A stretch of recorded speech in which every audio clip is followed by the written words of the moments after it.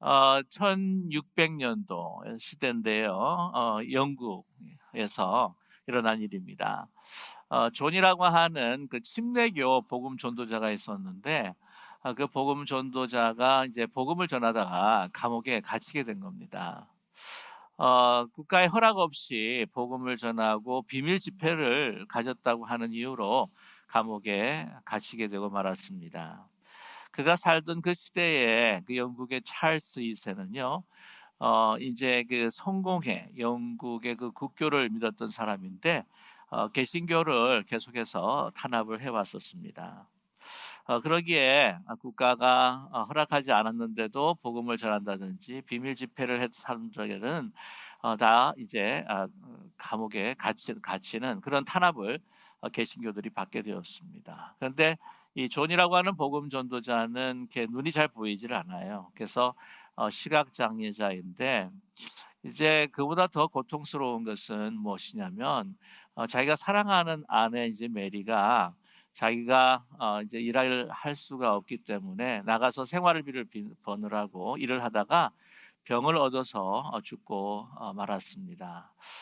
뿐만 아니라 이제 자기는 감옥에 갇히고, 또한 자기 아내는 이제는 죽었는데, 남은 이 세 자녀가 밖에서 어떻게 생활할까, 그 생각만 하면 정말 가슴이 막 시리고 정말 아픈 것이었습니다. 자기가 감옥에 있는 것보다도 더 고통스러웠던 것이죠. 그러나 그 와중에도 하나님 앞에 기도를 했습니다. 하나님, 지금 이 상황에서 제가 할 수 있는 게 없습니다. 그러나 하나님, 만약에 제가 할 수 있는 것들이 있다고 한다면 마지막으로 할 수 있는 것들을 저에게 말해 주십시오 라고 이렇게 기도를 했다고 합니다. 그러니까 이제 하나님께서 자기 마음에 계속해서 이런 마음을 주시더래요.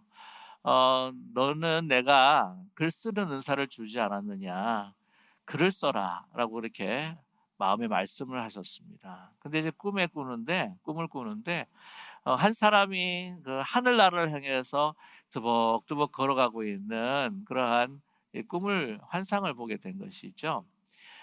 이쯤 되면은 여러분께서 그가 누구인가 하는 것을 짐작하실 수 있을 것 같은데요.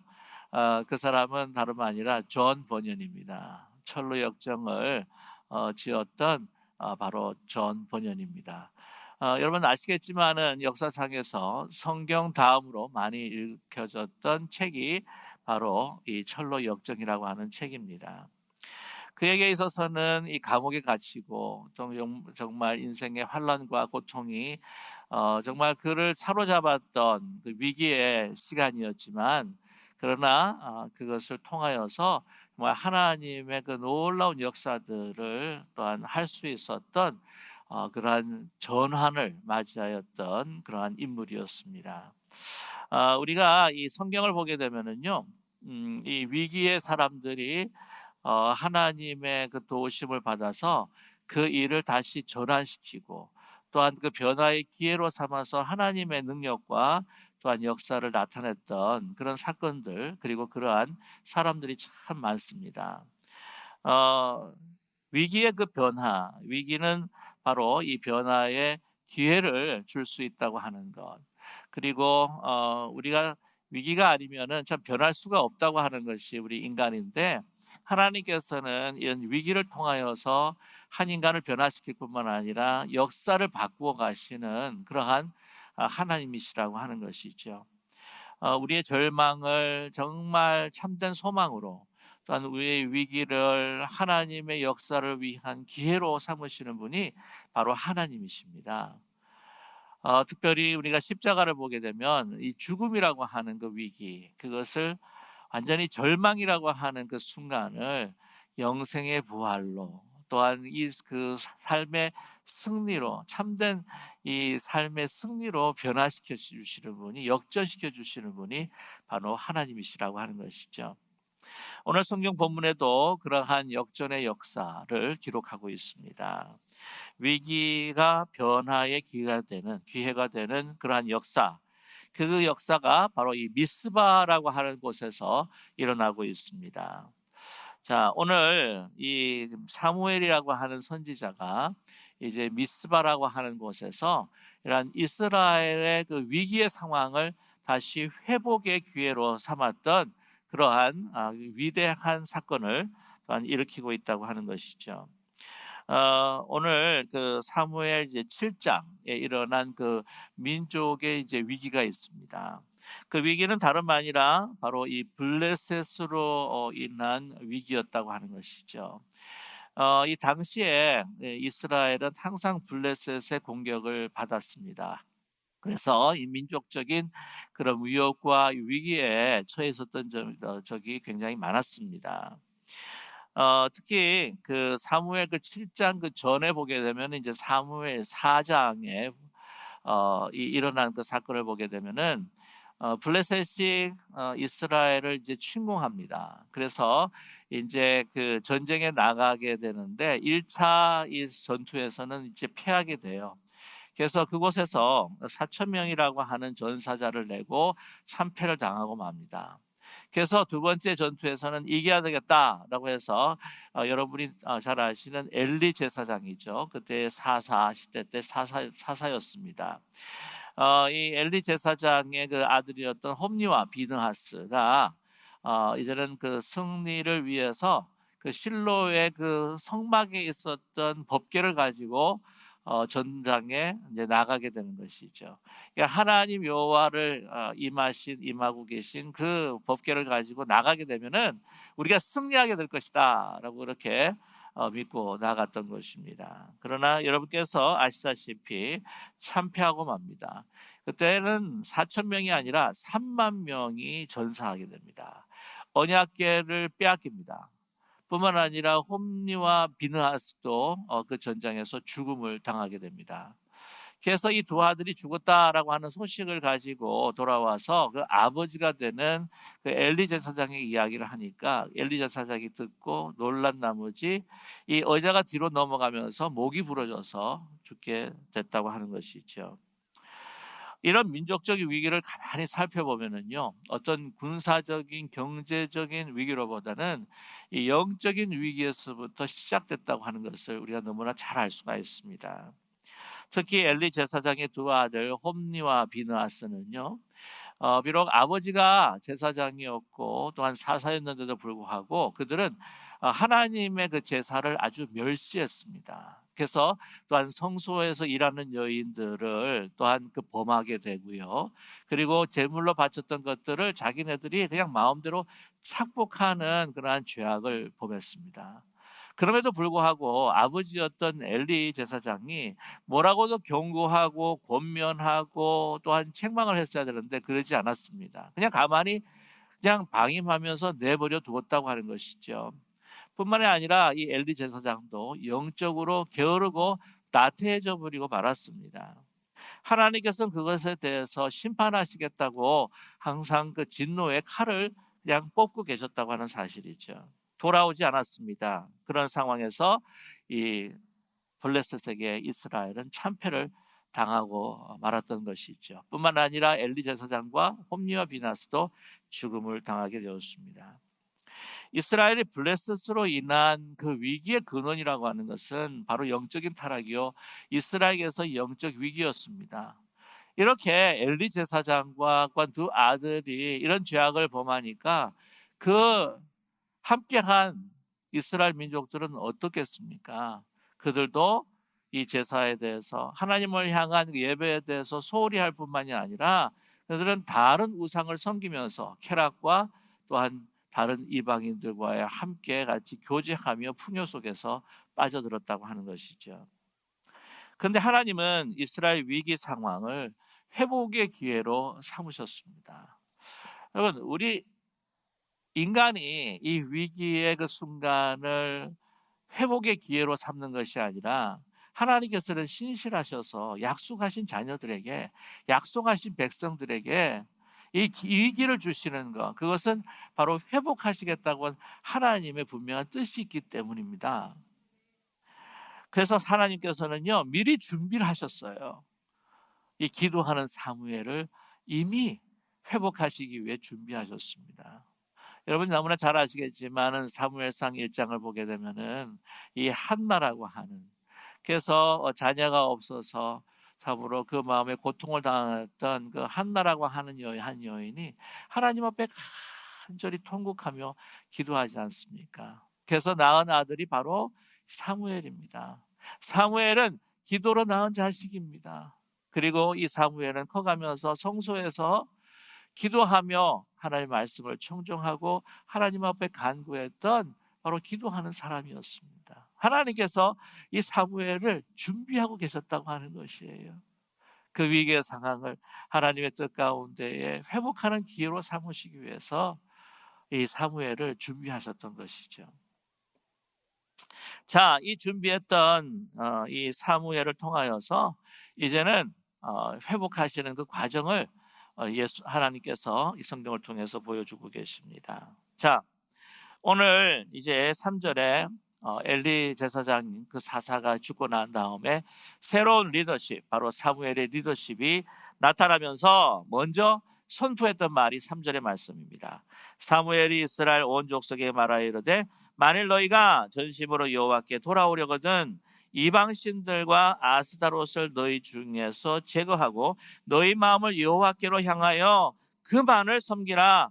그리하면 너희를 블레셋 사람의 손에서 건져내시리라. 아멘. 이스라엘을 출애굽게 하시고 약속의 땅 가나안 땅으로 정착케 하신 하나님, 그 하나님만을 의지해야 되는데 여러분, 이 이스라엘 백성들은요 우상을 섬깁니다. 오늘 3절 말씀 보게 되면은 이방의 신들과 아스타롯이라고 그렇게 이야기를 합니다. 근데 대표적인 그 신을 보게 되면 이제 바알가 사실은 아스타롯입니다.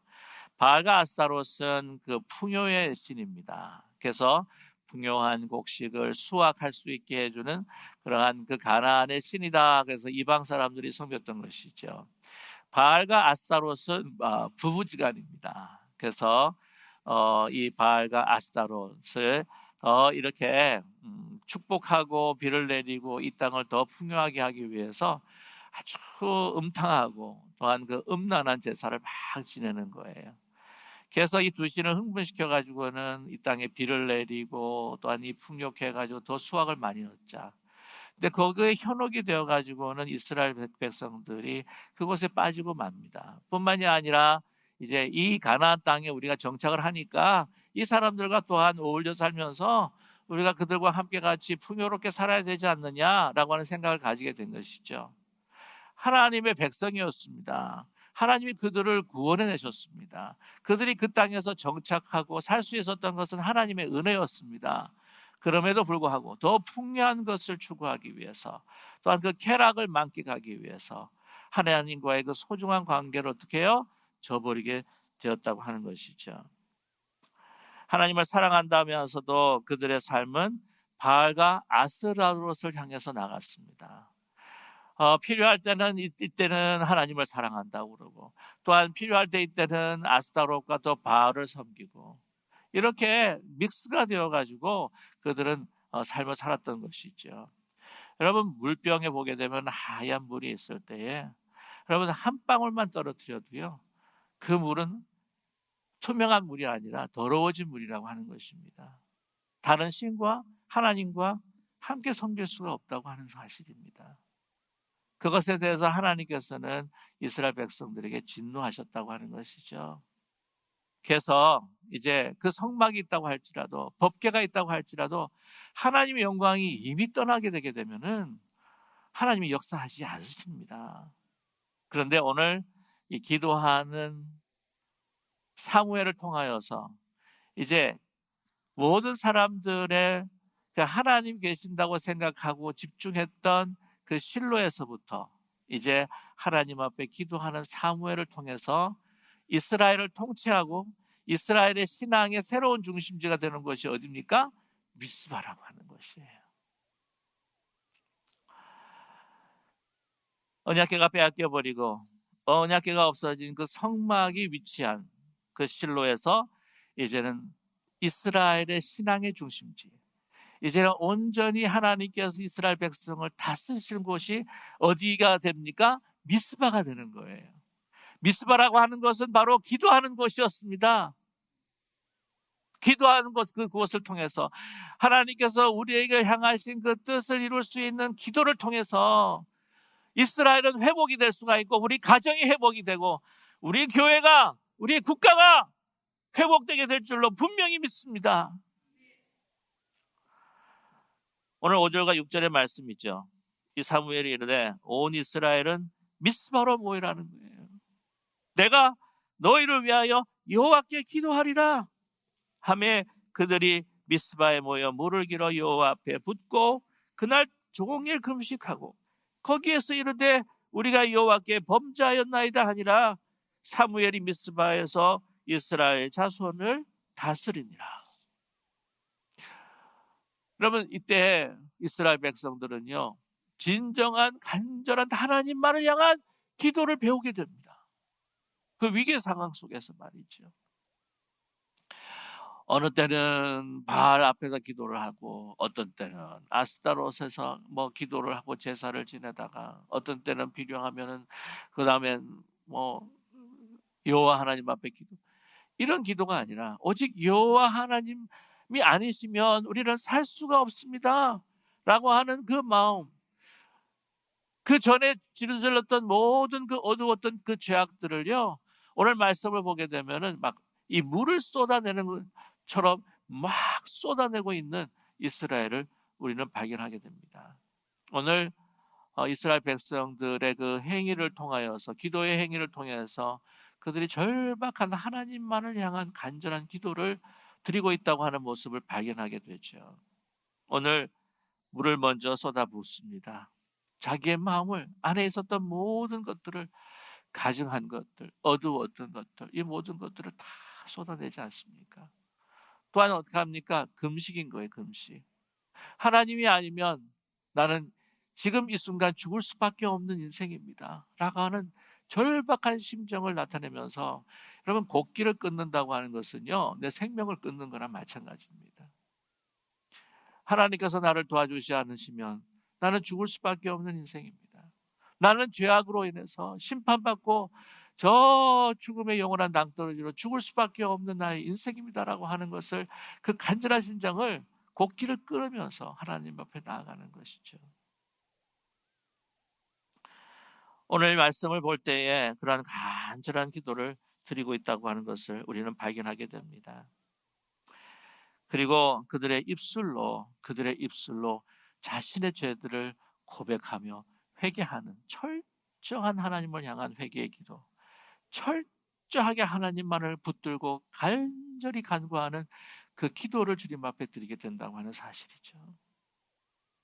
저와 여러분, 위기가 우리의 삶 가운데 다가올 때 이스라엘 백성과 같이, 사무엘과 같이 하나님을 향한 절박한 심정으로 주님을 붙드는 그러한 미스바의 기도가 저와 여러분의 기도가 되기를 간절히 원합니다. 오늘 그런데 여러분, 그렇게 함께 기도하는데 그 기도로 인하여서 또 위기가 닥쳐온다고 하는 것을 우리는 발견하게 됩니다. 어떤 위기입니까? 블레셋 군사들이 그것을 들어요. 이 이스라엘, 이 모든 사람들이, 백성들이 미스바에 다 모였구나. 이제는 그냥 고개만 치면 이스라엘은 그냥 다 이제 멸족하게 되는 거구나. 이 악한 사람들은요, 이런 악한 생각밖에 하지 않습니다. 그래가지고는 쳐들어오게 되는 겁니다. 그러니까 이런 소식을 듣고 난 다음에 이 이스라엘 백성들이 얼마나 두려워하는지 모릅니다. 패닉 상태에 빠지게 된 거죠.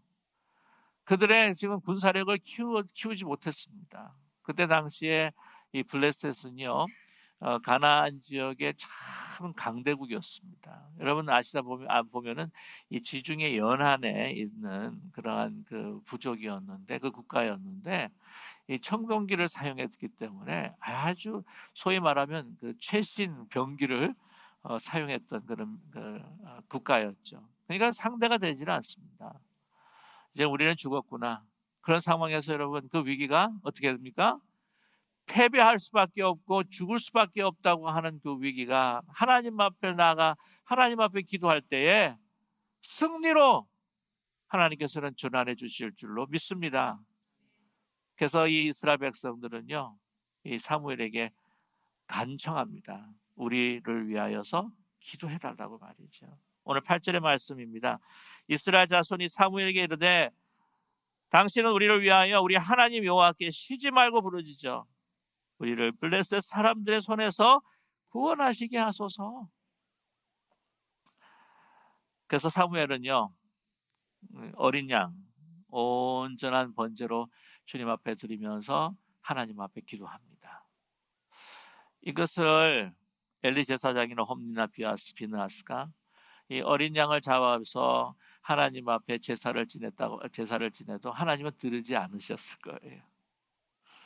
그러나 기도로 회개하고 온전히 하나님을 향한 이제는 실로에서 떠났던 하나님의 영광이 어디에 임하고 있습니까?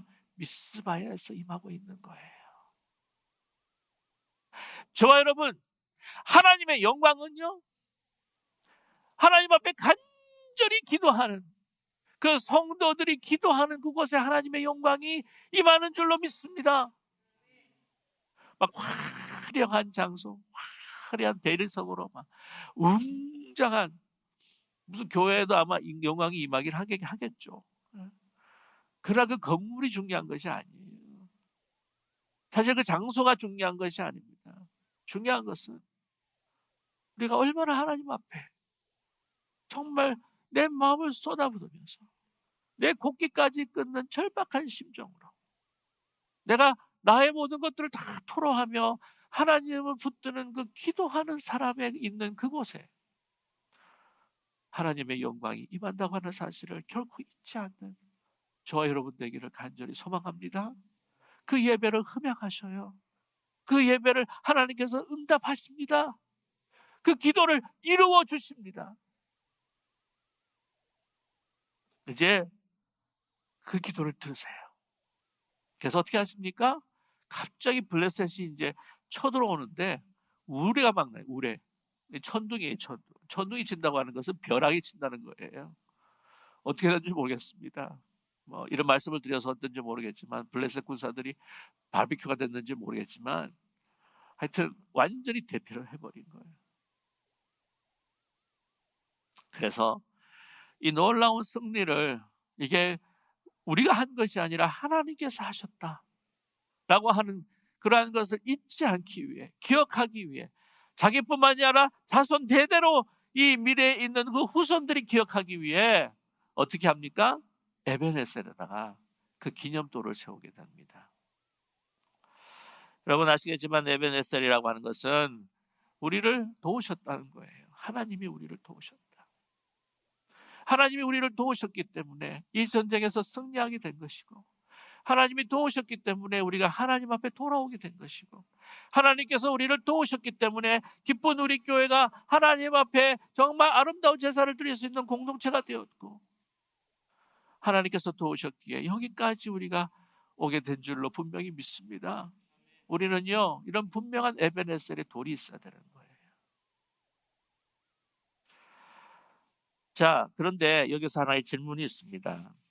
12절 말씀 사무엘이 돌을 취하여 미스바에와 센사에 세워 이르되 여호와께서 여기까지 우리를 도우셨다 하고 그 이름을 에벤에셀이라 하니라. 여기에 질문이 하나가 있습니다. 왜 미스바에 안 세우고 에벤에셀이냐고요?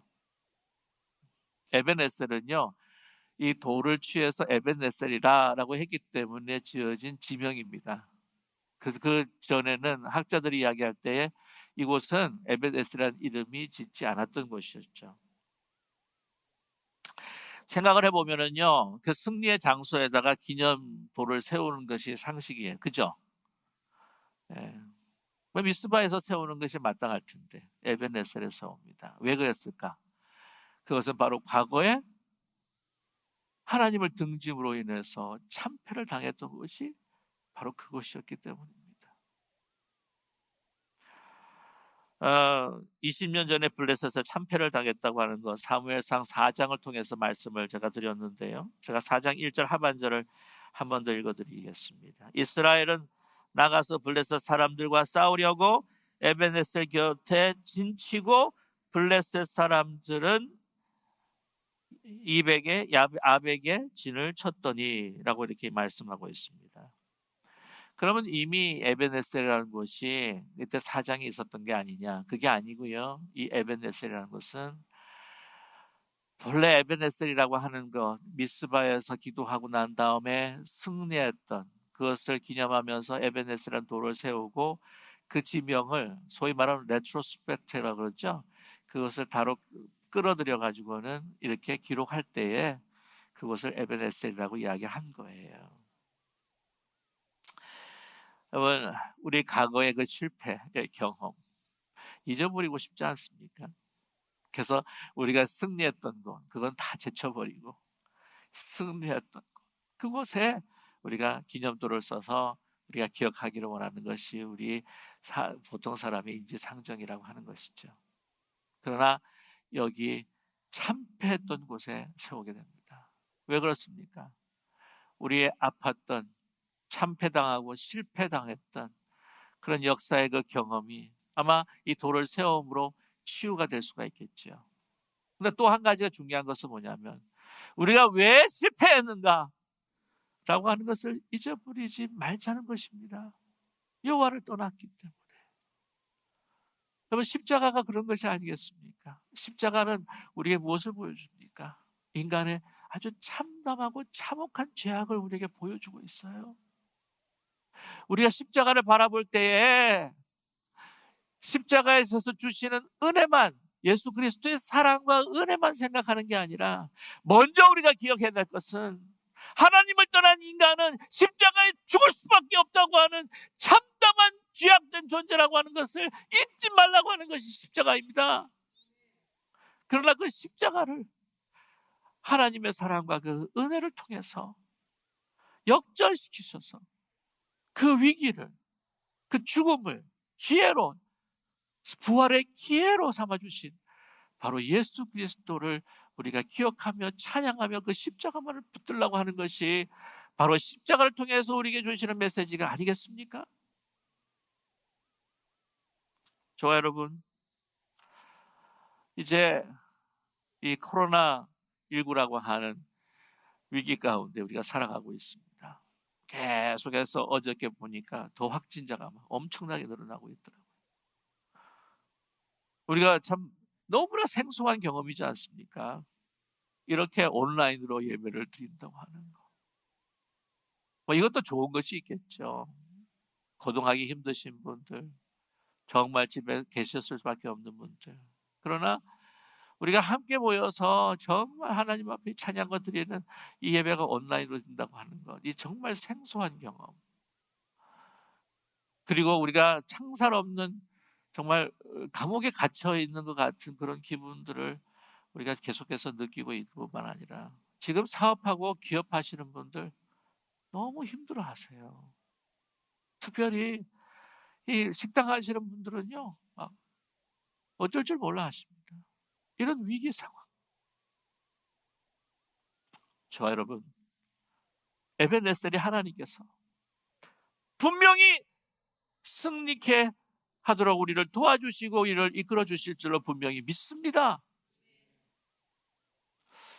이것을 위해서 여러분 뭐가 필요하다고요? 에벤에셀을 돌을 세우기 위해서는요, 우리에게 미스바의 기도가 필요합니다. 근데 저는 사실 너무 감사한 것은 우리 이 미국의 행정부가 그래서 기도하는 사람들이 많아서 얼마나 다행인지 몰라요. 여러분 아시겠지만 그 트럼프 대통령 지난 3월 18일에 코로나19와 전쟁을 선포했습니다. 트럼프 대통령이 가장 힘든 적은 보이지 않는 적이다. 정말 그런 것 같아요. 보이는 적이 있으면 그냥 뭔가 이렇게 공격을 하면 될 것 같은데. 그러나 그가 뭐라고 합니까? 우리는 그 적을 빨리 물리칠 것이다. 그리고 완전히 승리하게 될 것이다. 트럼프 대통령이 여러분 아시겠지만 지난 주일날 우리 국가 비상사태를 선포하고 난 다음에 15일날 국가 기도의 날로 정하고 난 다음에 온 국민이 기도해달라. 특별히 뭐라고 우리 교회에게 부탁했습니까? 기도해달라는 거죠. 왜 15일을 삼았겠습니까? 그날이 주일이기 때문에 그래요. 이거는 그리스도인들에게 특별한 메시지가 있는 겁니다. 너무나 잘한 일이라고 생각해요. 또 한 가지 고무적인 것은 그 프랭클린 그레한 목사님이 3월 2일 자신의 페이스북에, 여러분 기억하시는지 모르겠지만 그 마이크 펜스 부통령, 그분이 이번 코로나19의 TF팀, 태스크 포스 팀으로 임명이 되었습니다. 그런데 그들이 시작하기 전에, 이 TF팀을 시작하기 전에 이 프랭크 그레이엄 목사님하고 기도회를 가졌습니다. 그 기도회 사진이 있는데 한번 잠깐만 보여주시면 좋겠어요. 저렇게 시작을 했습니다. 그러면서 뭐라고 이제 기도를 했느냐? 바이러스를 대응하는 데 있어서 하나님께서 지혜와 방향과 우리를 도와주시도록 주님, 우리를 인도해 주십시오. 그리고 그렇게 함께 같이 계속해서 기도합시다라고 그 기도회를 가졌다고 합니다. 여러분 잘 아시겠지만 펜스 부대통령은 아주 독실한 크리스찬입니다. 아시죠? 본어겐 크리스찬이에요. 그가 믿지 않는 신자들에게 공격을 또 좀 많이 받긴 해요. 근데 그가 인터뷰에서 뭐라고 이야기하냐면, 성경을 읽는 것으로 매일의 삶을 시작하려고 애씁니다. 그리고 매일 아침 집을 나서기 전 아내와 함께 기도합니다.